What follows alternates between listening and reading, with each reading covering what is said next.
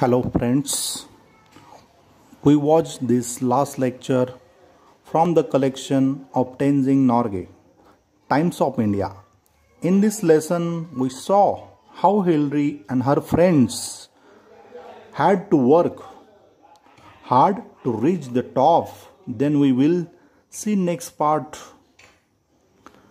Everyone keep the book in front of your eyes. On May 29th, Tenzing Sherpa and I left our high camp on Mount Everest for your attempt on the summit. 29 मे या दिवशी टेंजिंग शेर्पा मी हाय कॅम्पहून mount एव्हरेस्टचे सर्वोच्च शिखर पोचण्यासाठी जी करण्याची मोहीम मी तिथून निघालो. As we climb upwards to the south summit, first one and then the other will take a turn a leading. दक्षिण शिखरापर्यंत चढत जाताना आम्ही आळीपाळीने एकमेकांच्या पुढे किंवा मागे चालत होतो. दक्षिण कळस ओलांडल्यानंतर आम्ही शिखराच्या कड्यावर जात राहिलो. We cross over the south summit.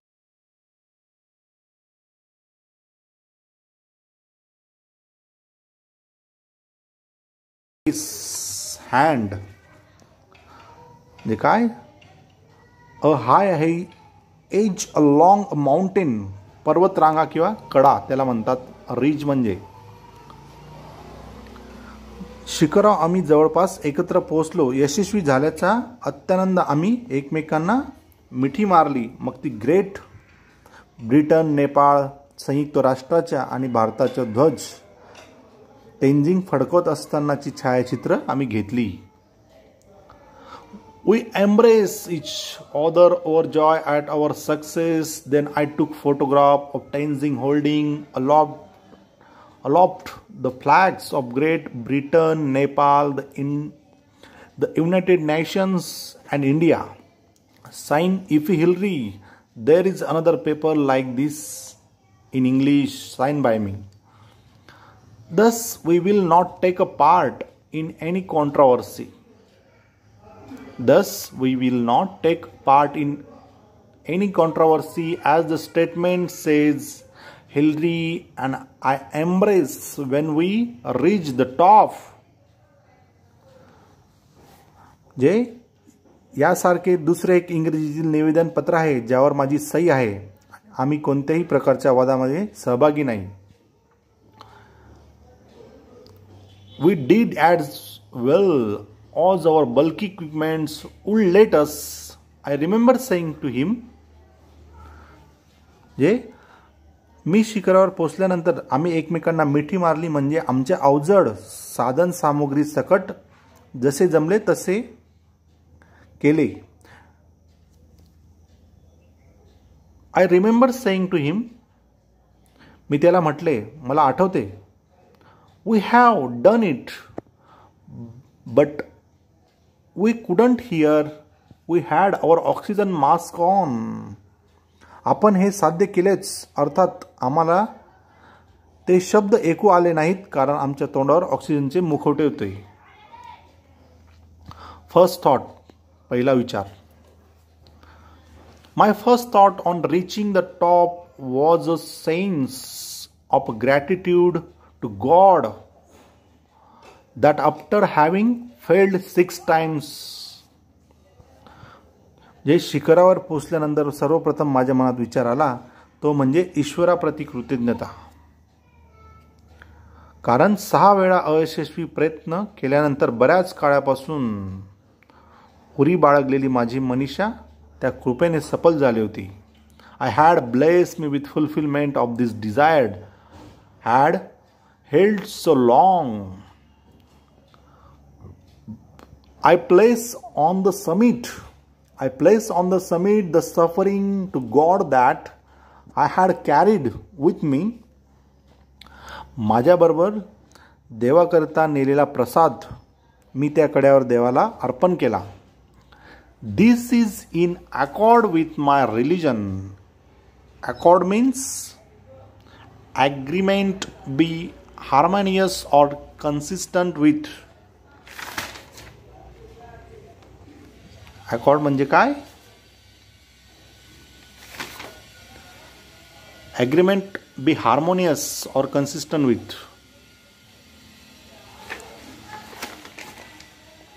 ते ॲग्रीमेंट विथ कन्सिस्टंट विथ म्हणजे तिथला अर्थ घ्यायचा, त्याला अनुसरून. With my religion, both my wife and I are Buddhist. जे माझ्या धर्माच्या विचारसरणीला अनुसरण मी ते केले. मी आणि माझी पत्नी बौद्ध आहोत. I could not kneel because of my clothes and equipment, but I offered a silent prayer in my heart. जे अंगावरच्या कपड्यामुळे आणि साधनामुळे मी गुडघ्यावर खाली बसू शकत नव्हतं, पण मी मनोमन देवाची मूक प्रार्थना केली.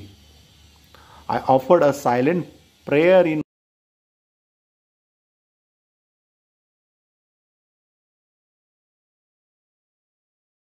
youngest daughter Nima had given me the pencil before I left home. जे माझ्या धाकट्या मुलीने निमाने मी घर सोडताना ती पेन्सिल मला दिली. पर्वत शिखरावर पोहोचल्यावर तिच्या वतीने मी व तिच्या देवाला प्रसाद म्हणून अर्पण करावी असे तिने सांगितले होते. She asked me to put it on the top of the mountain as her offering. It was an ordinary blue pencil, not even a long one, but it was one of her prized possessions. जे असे तिने सांगितले की एक साधीशी निळी pencil फार मोठी सुद्धा नव्हती, पण तिच्या मौल्यवान खजिन्यापैकी एक होती. Ordinary blue pencil, not even a long one, but it was one of her prized possessions. As I put it down, I pointed it out to Hilary. He gave me a big smile, showing that he understood. तिथं ठेवल्याच्या मी हिलरीला निर्देश करून सांगितले. त्याने हसून माझ्याकडे पाहिले. मला काय म्हणायचे होते हे त्याला समजले या अर्थी. Then I got out the flags, which I had one piece of string about 4 feet long. जे नंतर मी एका 4 फूट लांब दोरीवर लटकवलेले ध्वज बाहेर काढले. I fastened one end to my ice axe and Hilary took pictures as I held it up. जे दोरीचे एक टोक बर्फाच्या कुऱ्हाडीला बांधून उंच फडकवले आणि हिलरीने त्याची छायाचित्र घेतली. As I had to bring my ice axe down with me, I buried one end of the string in the ice on the top and the other in snow on the slope down.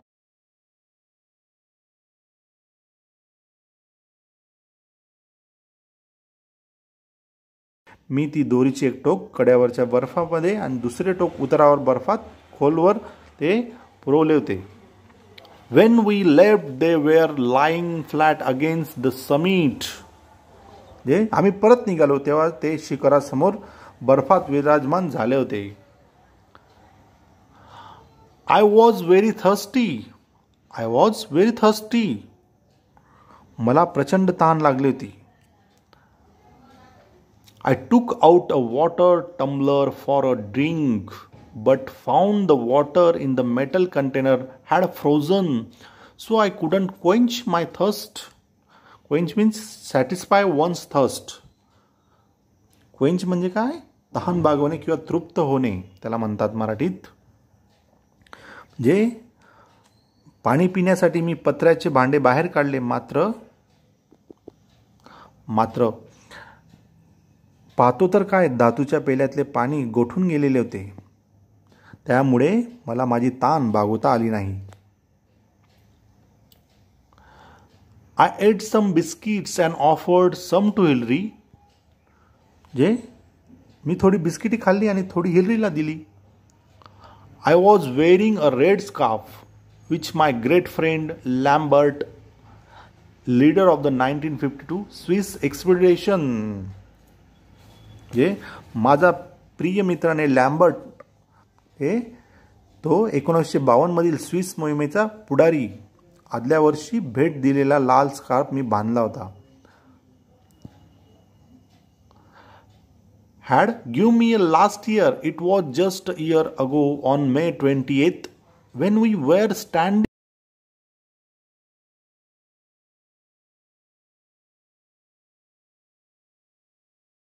Car मी तो एकाच वर्षापूर्वी आम्ही 28 मे रोजी cause कोणत्या तारखेला on May 28th when we are standing at 28,215 feet that he gave me the scarf.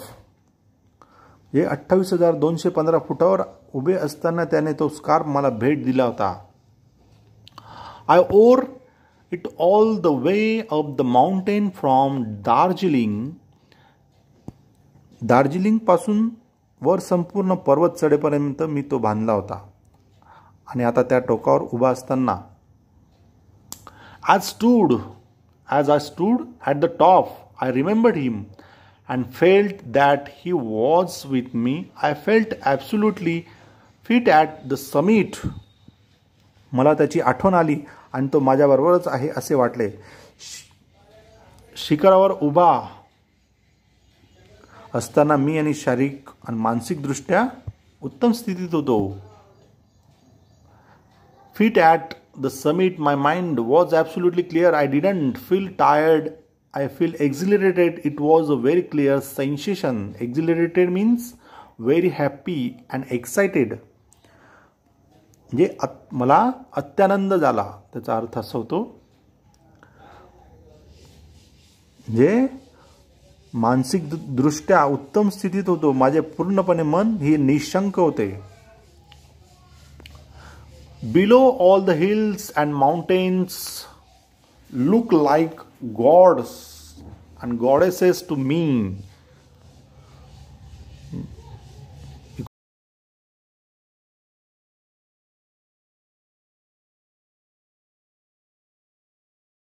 So many broken pieces of the map.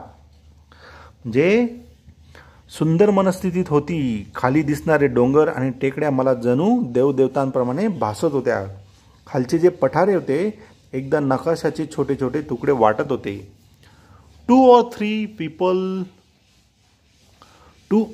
people could stand there on the roof of the world if you cut ice. जे कडसावरील बर्फ कापला तर जगाच्या त्या सर्वोच्च छतावर 2 किंवा 3 व्यक्ती उभे राहू शकतील.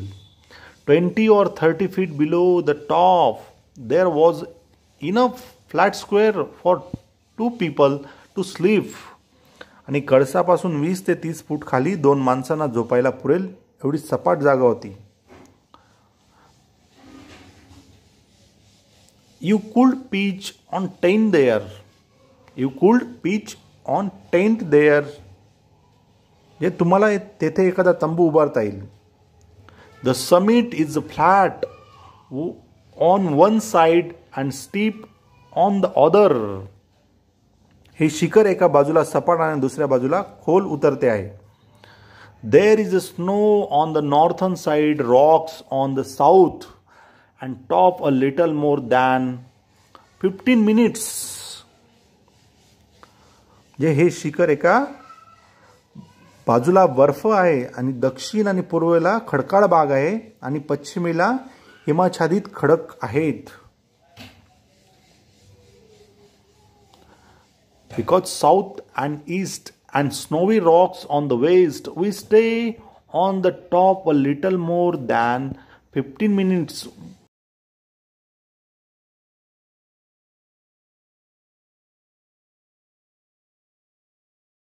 Off. Gale means strong wind. म्हणजे काय? गेल म्हणजे काय? त्याचा मराठीत अर्थ होतो वादळ, स्ट्रॉंग विंड. म्हणजे आम्ही त्या ठिकाणी 15 मिनिटांहून अधिक काळ थांबलो. आमच्या सुदैवाने त्यावेळी तिथं वादळी वारा नव्हता. Or it would have swept us up. My next thought was how to get down safely. जे माझ्या मनात पाठोपाठ पुढचा विचार आला तो म्हणजे तिथून खाली सुखरूप कसे उतरायचे हा.